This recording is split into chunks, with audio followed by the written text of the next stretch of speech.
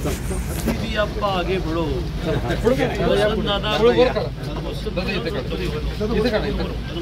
दादाने राजकीय मान्सून आणला. हो हो आगे बढ़ो.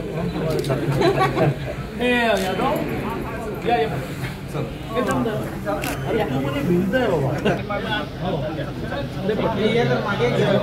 जरा मागे मागे खाडे खाडे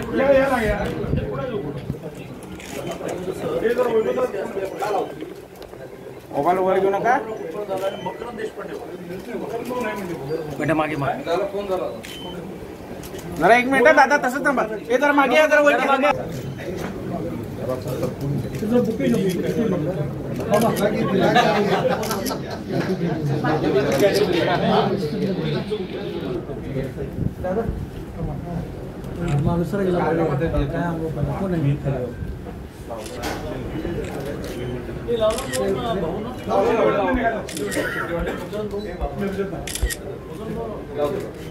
आज तुम्हाला सर्वांना माहितीच आहे की काँग्रेस पक्षातनच काढल्यामुळे आपला हा निर्णय होतोय आणि आपल्या इथे किती हुशार राजकारणी आहेत. त्या असं म्हणाल्या की दुःखाने मी जाते आहे कारण ह्यांनी मला बाहेर काढलं.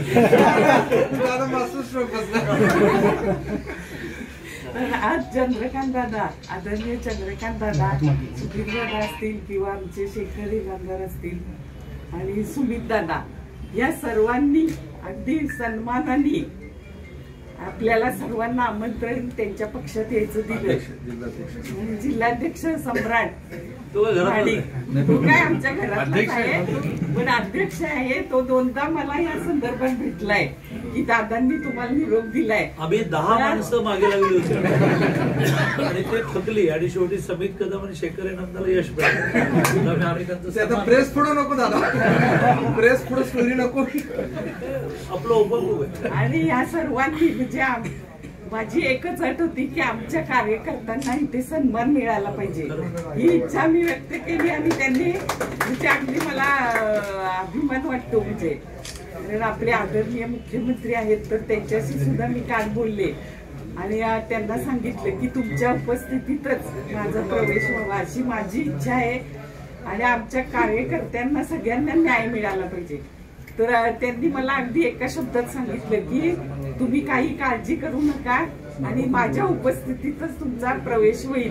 म्हणजे मुख्यमंत्र्यांनी हा शब्द दिल्यामुळे मला अगदी चांगलं वाटलं. आणि आपले जे काही कार्यकर्त्यांचे असतील, सांगलीच्या हितासाठी जे प्रश्न असतील किंवा आपल्या कार्यकर्त्यांचे असतील त्या सर्वांसाठी मी सगळं काही बोललेली आहे आणि सगळ्यांना न्याय द्यायचं काम आणि कार्यकर्त्यांना सुद्धा सगळ्यांना न्याय द्यायचं काम हे भारतीय जनता पार्टीने चंद्रकांत दादांनी आपल्याला तो शब्द दिलेला आहे.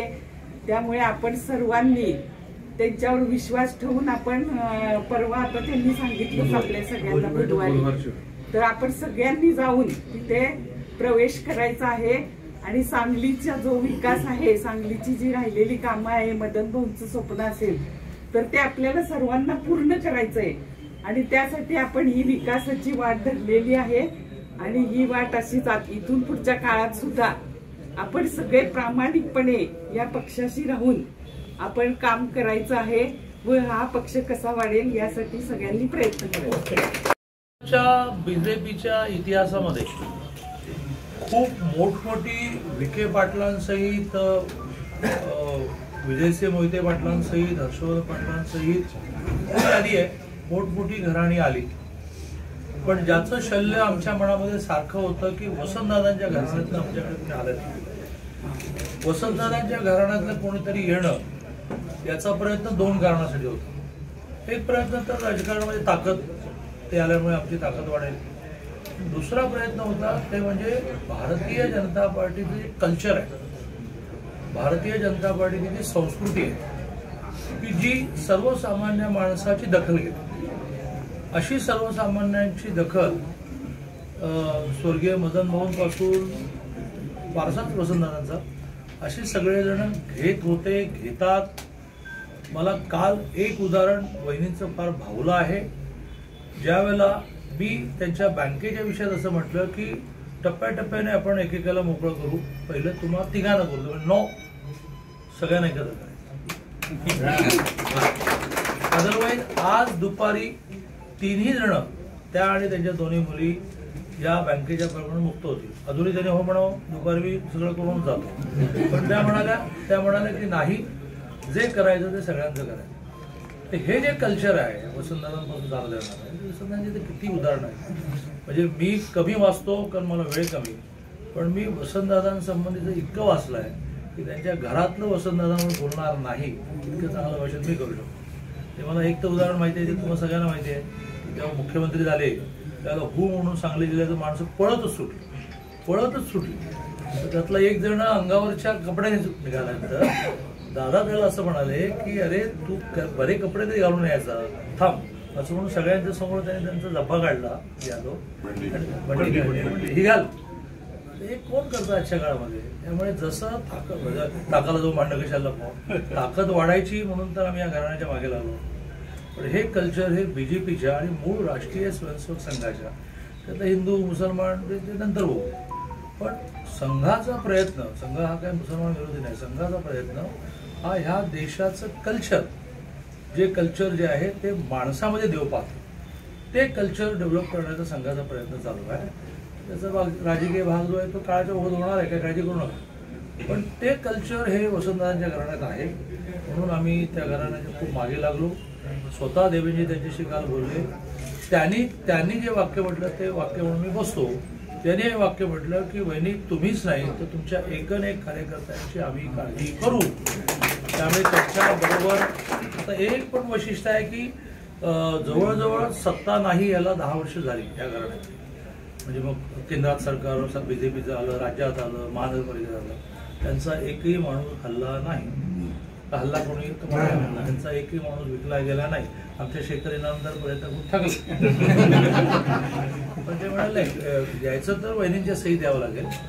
त्यामुळे वहिनींची इच्छा अशी होती की देवेंजीने आम्हाला शब्द दिला पाहिजे. एक तर वहिनीने, मला वहिनींचं आश्चर्य वाटलं, त्यांनी म्हणाले की माझ्या 2 अटी आहेत. एक तर देवेंजींच्या उपस्थितीत प्रवेश झाला पाहिजे, जो नॉर्मली आम्ही करत नाही, आम्ही अध्यक्षाच्या उपस्थितीत करतो, कारण प्रशासन आणि पार्टी 2 वेगळे विषय आहेत. आणि मग देवेंजींना भेटायला जातो. देवेंजीने एका सेकंदात मान्य केलं, माझ्या उपस्थितीत बुधवारी प्रवेश वेळ ठरवा. आणि दुसरं त्यांनी अट अशी धरली की माझा एकन एक कार्यकर्ता, महानगरपालिकेची निवडणूक, जिल्हा नियोजन, असं जिथे जिथे सत्तेचं वाटप आहे त्याच्यामध्ये मला पुरेसा, मी काय आवाजही मागणार नाही, मला पुरेसा वाटा माझ्या कार्यकर्त्यांना देता आला पाहिजे. शेवटचं वैशिष्ट्य सांगून थांबवतो, नाही तर जयश्री महिन्यावर माझं व्याख्यान होईल.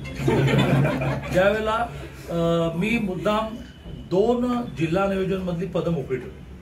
माझ्या डोळ्यासमोर एक होतं वैभव पाटील, ते झालं. दुसरं होतं जयश्री महिने. आता सगळं झालं म्हणलं आम्ही जयश्री महिने असं म्हटलं की आता तुम्ही आहे, मी नाही, माझ्या कार्यकर्त्याचं नाव दे. आम्ही आग्रह करतोय की नियोजनच्या बैठकीत तुम्ही असण्याचा एक नियोजनला उपयोग आहे. मग आम्ही हे मान्य केलं, तुम्हाला आम्ही 2 देतो, पण तुम्ही या. पण त्याही बाबतीत त्याने असं म्हटलं की मला नको, माझ्या कार्यकर्त्याला द्या. तो कार्यकर्ता त्यांच्या जवळचा कोण आहे मला माहित नाही, दुसरं नाव जेव्हा देतील तेव्हा कळेल. सगळ्यांना खूप शुभेच्छा. आणि हा भारतीय जनता पार्टीच्या इतिहासात, म्हणजे मी अध्यक्ष 2दा झालो राज्यात, त्यात तर रांगच आहे मोठी. म्हणजे एकदा काय झालं, गंमत सांगतो की विधानसभा काही कारणाने स्थगित झाली आणि पृथ्वीराज चव्हाणांनी मी बोलत होतो. मग मी बाबांना असा आग्रह झाला, बाबा तुम्हाला खूप नातं हवा, आता पुढे झालं या इकडे. तेवढे देवेंजी असे चालले, ते थांबले. ह्या स्पीडने बहुतेक तू राहुल गांधीलाही घेऊन येणार. त्यामुळे माझ्या काळात प्रवेशाची मोठी यादी आहे. पण मनापासून असं म्हणेन की इतकं सालस, नम्र, सुसंस्कृत व्यक्तिमत्व म्हणजे समर्जितराजे गाडगेंपासून मोठी यादी आहे कल्चरसाठी. पण हे खूप सर्वसामान्य माणसांसाठी काम करणारं नेतृत्व आलंय, त्याबद्दल मी आनंद